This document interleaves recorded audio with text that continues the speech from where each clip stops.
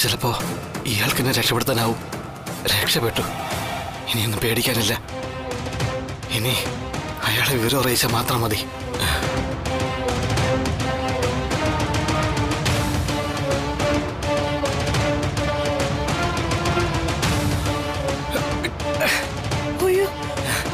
Sir,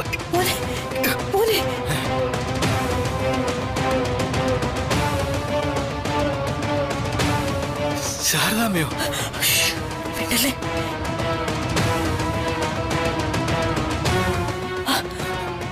good morning.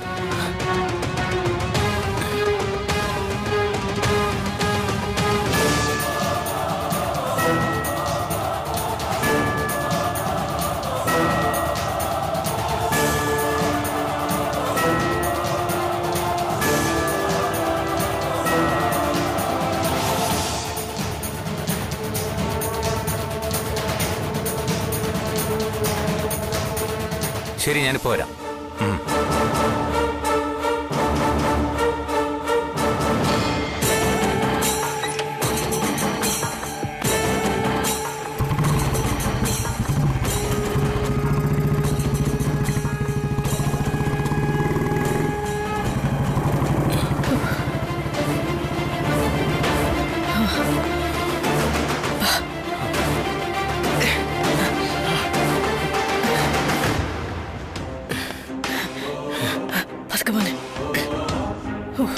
ദേവി കാത്തു. എന്താ ശാരദാമ്മേ? ശാരദാമ്മ എന്താ ഇവിടെ? മോനെ, നിനക്ക് ഒരുപാട് കാര്യങ്ങൾ ചോദിക്കാനും പറയാനുണ്ടെന്ന് എനിക്കറിയാം. എല്ലാത്തിനും സാവകാശം ഞാൻ ഉത്തരം പറയാം. ചുറ്റും അപകടം ഉണ്ടെന്ന് മാത്രം മനസ്സിലാക്കിക്കോ. നിന്നെ കൊല്ലാൻ വേണ്ടി തെരഞ്ഞു നടക്കുന്നവന്റെ അടുത്ത് നീ ഇപ്പൊ സഹായം അഭ്യർത്ഥിച്ചു പോയത്. അയാളോ? അയാളെന്തിനാ എന്നെ? പ്രീതിയുടെ ജാതകദോഷം തീർക്കാനുള്ള പഞ്ചകൈലാസത്തിലേക്കുള്ള യാത്രക്കിടയിലെ നിനക്കെന്താ സംഭവിച്ചെന്ന് ഒരുപക്ഷെ നിനക്ക് മാത്രമേ അറിയൂ.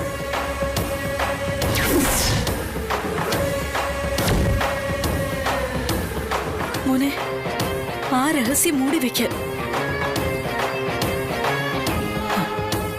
അതൊരിക്കലും പുറം ലോകത്തെത്തരുതെന്ന് ചിലപ്പോ ആരെങ്കിലുമൊക്കെ ആഗ്രഹിക്കുന്നുണ്ടാവും, അല്ലേ? അതാരാണെന്ന് അറിയണമെങ്കിൽ അന്ന് സംഭവിച്ചത് എന്താന്ന് മോൻ പറയും മോനെ. പറയാ ശാരദാമ്മേ. പഞ്ചകൈലാസത്തിലെ മഞ്ഞിന്റെ മൂടുപടങ്ങൾക്കിടയിൽ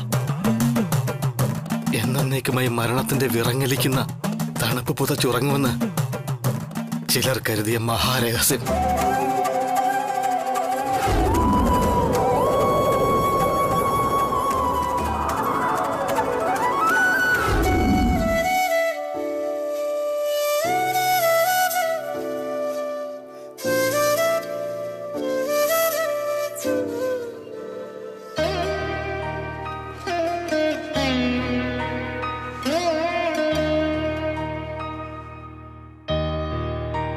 ഈ പൊന്നി എവിടെ പോയെന്തോ? ഒരു സഹായം വേണ്ട സമയത്ത് കാണത്തില്ല ഒന്നിനെ. എന്താ ഭാമേ? എന്താ ഇനി അവരെ ഫോൺ കിട്ടിയില്ലേ?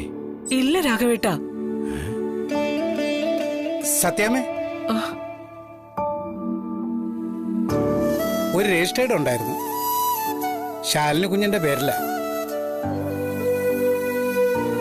ഞാനിങ്ങ് ഒപ്പിട്ട് വാങ്ങി. എന്തിനാ പിള്ളച്ചേട്ടാ മറ്റുള്ളവരുടെ പേരിലുള്ള രജിസ്റ്റേർഡ് പോസ്റ്റ് നമ്മൾ ഒപ്പിട്ട് വാങ്ങുന്നത്? അല്ല, പുതിയ വിലാസമൊക്കെ കണ്ടുപിടിച്ച് അവർക്ക് കൊണ്ടുപോയി കൊടുക്കാൻ ബുദ്ധിമുട്ടാകില്ലേ സത്യാമ്മേ?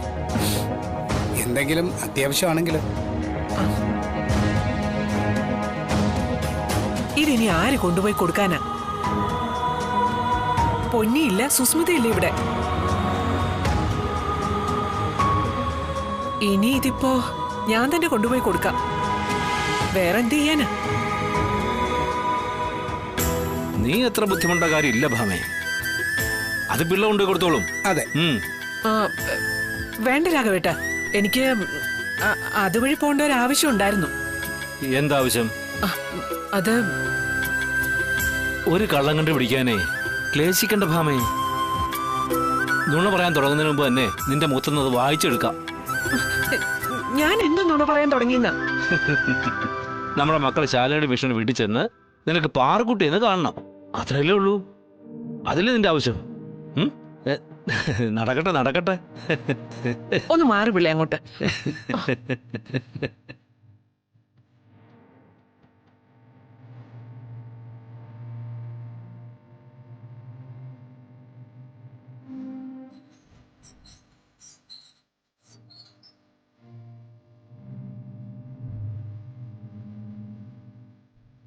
മോളെ പ്രീതി,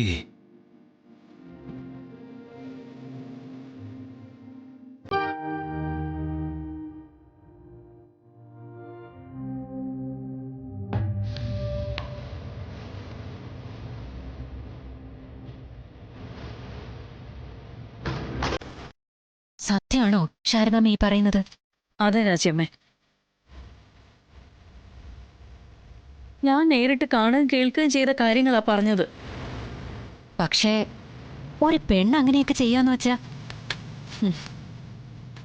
ദേഷ്യവും പകയൊക്കെ മനസ്സിൽ കുന്നുകൂട്ടി വെച്ച് ഒരു ഭർത്താവിനെ ചെകുത്താൻ പാറയുടെ മുകളിൽ നിന്നൊക്കെ തള്ളിയിടുന്നു എന്ന് പറയുന്നത് വരെയൊക്കെ എനിക്ക് മനസ്സിലാക്കാൻ പറ്റും. വീണ് കഴിഞ്ഞ് പാറ വിളിമ്പിക്കിടന്ന് യാചിക്കുന്ന സ്വന്തം ഭർത്താവിന്റെ കൈ ചവിട്ടി പിടുത്തം വേർപ്പെടുത്തി കൊക്കയിലേക്ക് തള്ളുക എന്നൊക്കെ പറഞ്ഞ എനിക്കൊന്നും മനസ്സിലാവുന്നില്ല. ഭർത്താവിനോടല്ല, ഒരു മനുഷ്യജീവിയോട് ചെയ്യാൻ പറ്റുമോ അങ്ങനെ?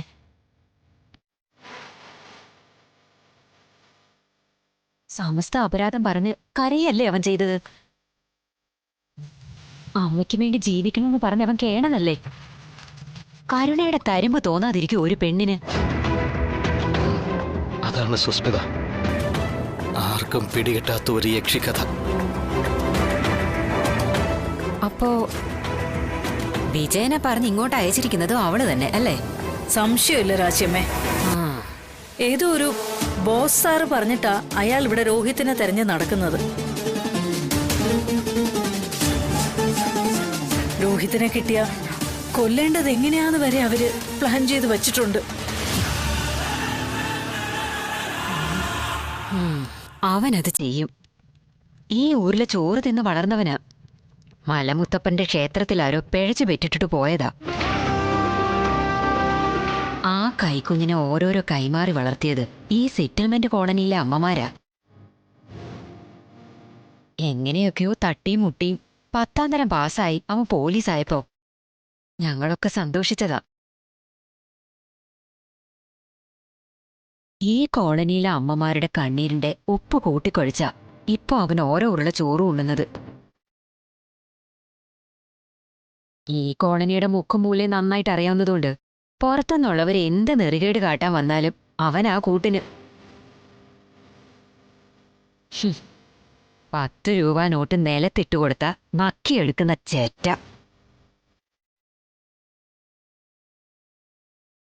സ്വന്തം ബന്ധുവില്ല, അമ്മയെന്നോ പെങ്ങളെന്നോ ഇല്ല. ഇവന്റെ ഫോട്ടോ കാണിച്ചിട്ട് വേണ്ടാത്ത ചില കാര്യങ്ങളാ അവൻ എന്നോട് പറഞ്ഞത്. അവന്റെ സ്വഭാവം അറിയാവുന്നതുകൊണ്ട് ഞാൻ ഒരു പരിചയവും നടിച്ചില്ല. അത് തൽക്കാലം രക്ഷയായി. അല്ല, അപ്പൊ അയാളെ കൊണ്ട് ഇനി ശല്യം ഉണ്ടാവില്ലല്ലേ? അല്ല ശാരദാമ്മേ, അവൻ ഇനിയും വരും.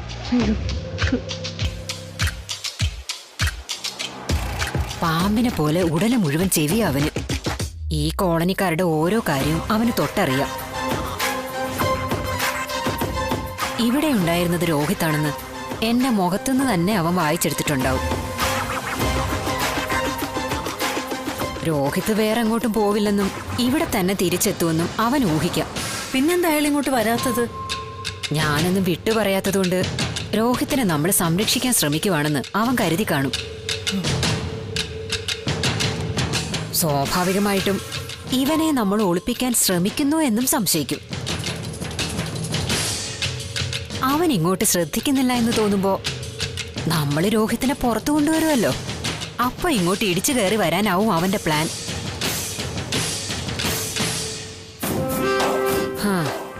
അവനെ ഇന്നും ഇന്നലെ ഒന്നും കാണുന്നവളല്ലോ ഞാൻ. എന്നാ പിന്നെ രോഹിത്തിനെ നമുക്ക് എങ്ങോട്ടെങ്കിലും ഒന്ന് മാറ്റിയാലോ രാജ്യമ്മേ?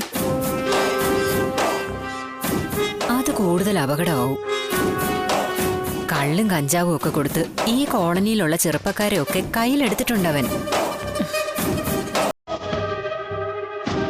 ഈ വീടിന് പുറത്ത് രോഹിത്തിനെ ഏത് വിധത്തിലും അപകടപ്പെടുത്താം. വീണ്ടും നമ്മൾ ഇവനെ ഒരിക്കലും കണ്ടെത്തിയെന്നും വരില്ല. സുസ്മിത വിചാരിച്ചതെല്ലാം എളുപ്പത്തിൽ നടക്കൂ. പിന്നെന്താ ഒരു വഴി? അത് തന്നെയാ ഞാനും ആലോചിക്കുന്നത്. ഒരു കാര്യം ഉറപ്പാ, ഈ ശാരദയുടെ അവസാന ശ്വാസം കൂടി നിലച്ചിട്ടേ ഇവനെ ആരെങ്കിലും തൊടൂ. രോഹിതനെ നമ്മൾ എങ്ങോട്ടും വിടുന്നില്ല.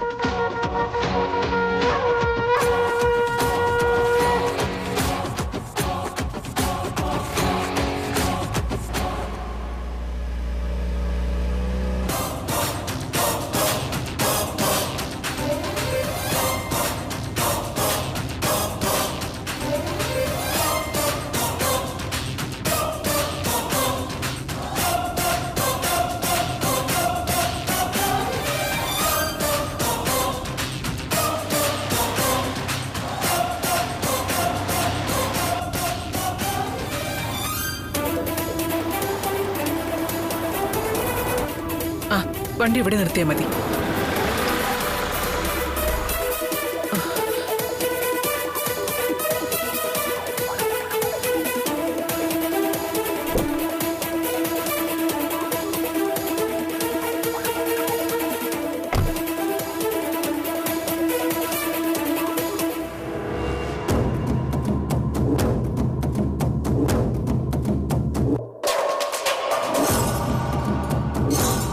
അയ്യോ, ഇതെന്താ പുക?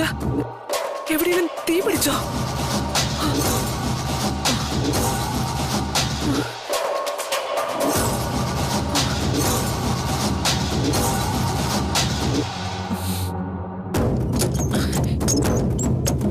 വിഷ്ണു, ശാലിനി, വിഷ്ണു, ആരില്ലേ ഇവിടെ? മോളെവിടെ? വിഷ്ണു,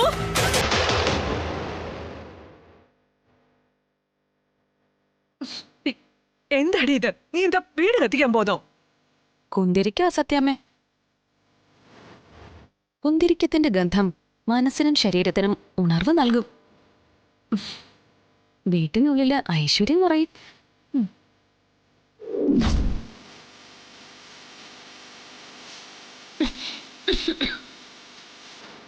മതി, നിർത്ത്. വേറൊരു രീതിയിൽ കൊല്ലാൻ പറ്റില്ലെങ്കിൽ ശ്വാസം മുട്ടിച്ച് കൊല്ലാൻ നോക്കായിരിക്കും. സുസ്മിതയ്ക്ക് ഇഷ്ടമില്ലാത്തതൊന്നും ഇവിടെ ചെയ്യാൻ പാടില്ലെന്ന് ഞാൻ പറഞ്ഞിട്ടുണ്ട്. പഴയതൊന്നും മറന്നിട്ടില്ല നീ, അല്ലേ? മറക്കാൻ പാടില്ലല്ലോ. ഹാ, വീട്ടിൽ കുന്തിരിക്ക് പത ഐശ്വര്യം നിറയ്ക്കുന്നു, മനസ്സിലായി. ഈ തൊഴുത്തിലും അത് തന്നെയാണോ അവസ്ഥ? ദുഷ്ടസാന്നിധ്യങ്ങൾ ഇല്ലാത്തതുകൊണ്ട് ഈ തൊഴുത്ത് ഞങ്ങൾക്ക് സ്വർഗം അസത്യാമ്മേ. എന്റെ മോൾ എവിടെ? കണ്ടില്ലല്ലോ. മോള് വിഷ്ണുവേട്ടന്റെ അടുത്തുണ്ട്. വിഷ്ണുവേട്ടാ, ആ അച്ഛൻ്റെ മോൾക്ക്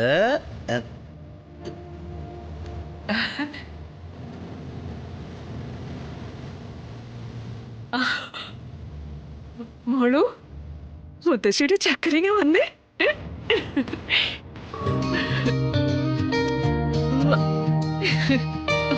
സുഖാണോടെ എന്റെ മോളൂട്ടിക്ക്? ഇന്ന് മോളെ കുളിച്ച് സുന്ദരിയായല്ലോ. എന്റെടാ, എന്തു പറ്റി? ഓ, എന്തു പറ്റി? അവളിങ്ങി തന്നേക്ക് സത്യാമ്മേ. ഓ, മക്കള് വാ. ഓ ഓ ഓ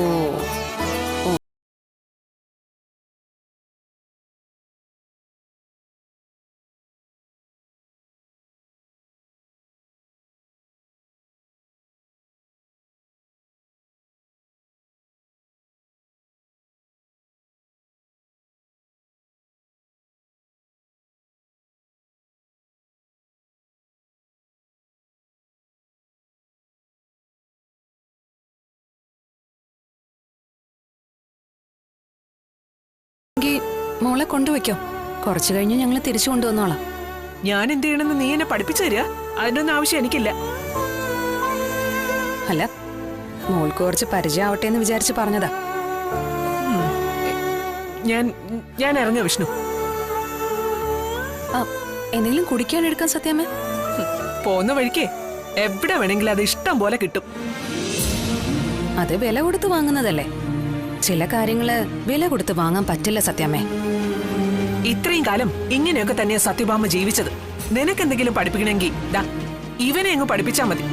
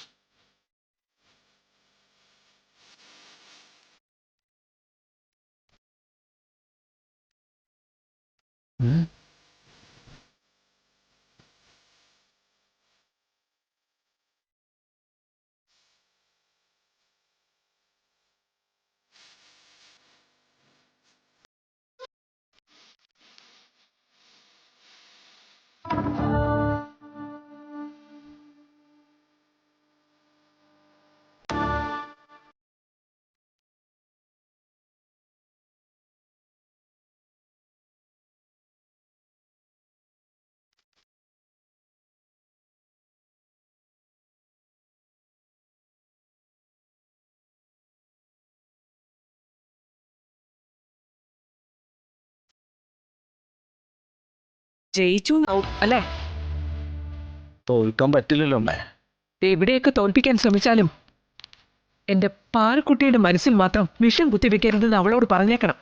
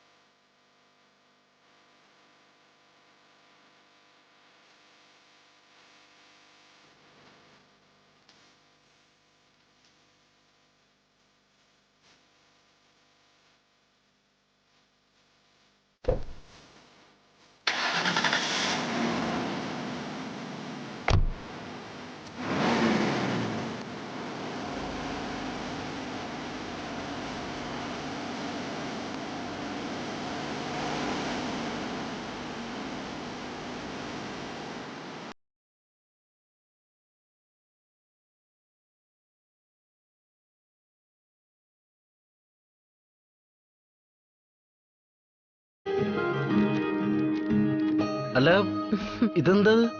സിവിൽ സർവീസിന്റെ ഒരു ലെറ്ററാ. നന്നായി, അമ്മയല്ലേ കൊണ്ടുവന്നേ. അപ്പൊ എന്തായാലും ഐശ്വര്യം വന്ന് കയറിയെന്ന് കൂട്ടിക്കോ. അതെ, ഞാൻ പറഞ്ഞത് ഇച്ചിരി കൂടി പോയാ. അതൊന്നും കുഴപ്പമില്ല. കരിമ്പാറ കെട്ടൊന്നും ഒലഞ്ഞതിന്റെ സൂചനയാ ഈ കത്ത് തരാന്നുള്ള വ്യാജേനയാണെങ്കിലും അമ്മ ഇങ്ങോട്ട് കയറി വന്നത്. നുണ പരിശോധനയില് സുസ്മിതയുടെ കള്ളി വെളിച്ചു താവുന്നതോടെ എല്ലാത്തിന്റെയും നെല്ലും പതിരും തിരിയും. എല്ലാ കുരുക്കുകളും ഊരിയ സുസ്മിതയ്ക്ക് ഈ കുരുക്കി നൂരാനാവില്ല.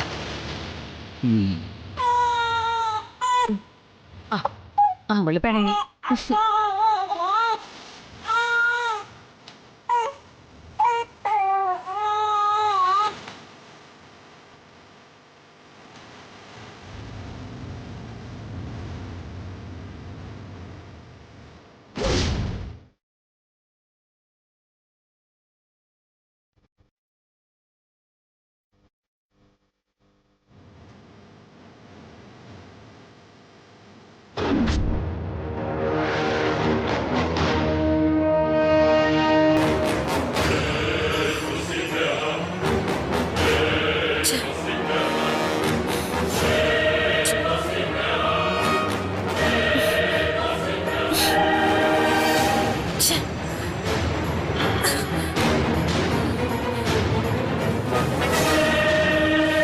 ഏതെങ്കിലും റിസോർട്ടിൽ നല്ല തണുത്ത വെള്ളത്തിൽ കിടക്കേണ്ട നേരത്ത് ഈ ഗോഡൌണിൽ പുഴുങ്ങിയിരിക്കാനാണല്ലോ ദൈവമേ എന്റെ വിധി.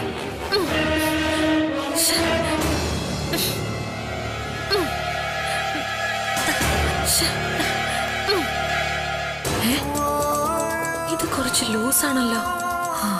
ആ വായി നോക്കിയാൽ ഭക്ഷണം വാങ്ങിക്കാൻ പോയിരിക്കല്ലേ.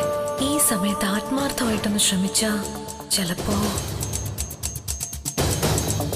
ആ ഫോണെങ്കിലും ഒന്ന് എടുക്കാൻ പറ്റിയിരുന്നെങ്കിൽ രക്ഷപ്പെടാമായിരുന്നു.